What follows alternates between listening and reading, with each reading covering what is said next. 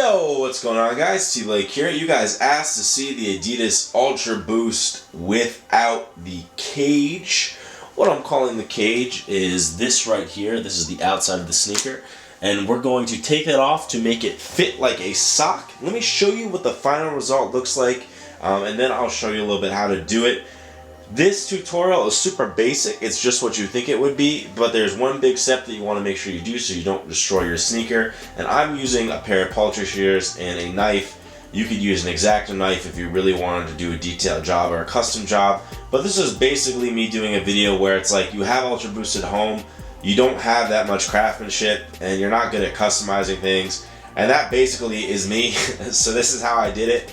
And I think the result is pretty nice. So let me show you what it looks like first without the cage. So here's the final result, and it looks a lot better on foot as well, but it essentially becomes a sock Ultra Boost. So there's no laces here, and it fits on just like a glove. Now it loses a little bit of its functionality as a running sneaker, and now it's kind of become a lifestyle sneaker, but I think you'll like the look on foot especially.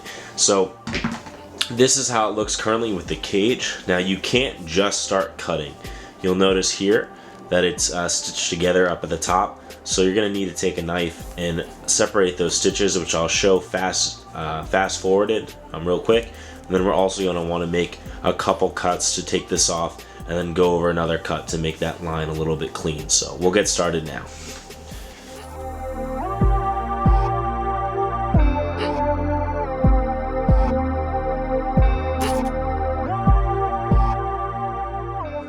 Okay, so here I've cut off the part right before it gets to the stitching. It's just a lot easier to go into it with a knife when you can peel it back like that. I'm going to do the same to this side as well. Okay, now that most of the cage is off, we need to lift this back, and you can see the start of a stitch right on the corner. With a knife, I'm using a larger knife than I probably should. You can also use an X-Acto knife. You want to pick out the first couple stitches, and then you'll be able to pull the whole sneaker back.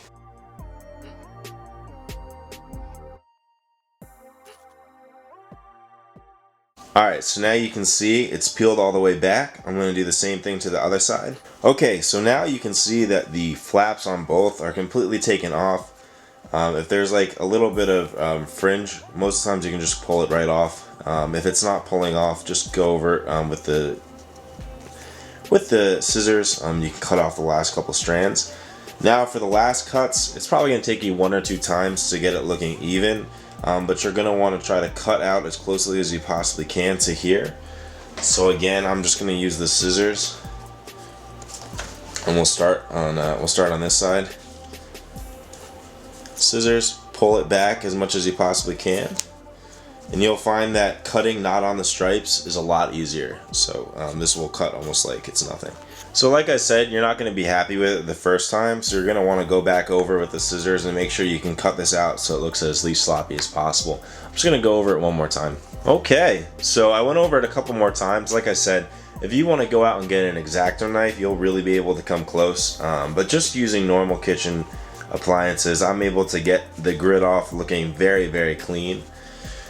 And both pairs are now without these stripes as I drop one. Let me show you what these look like on feet.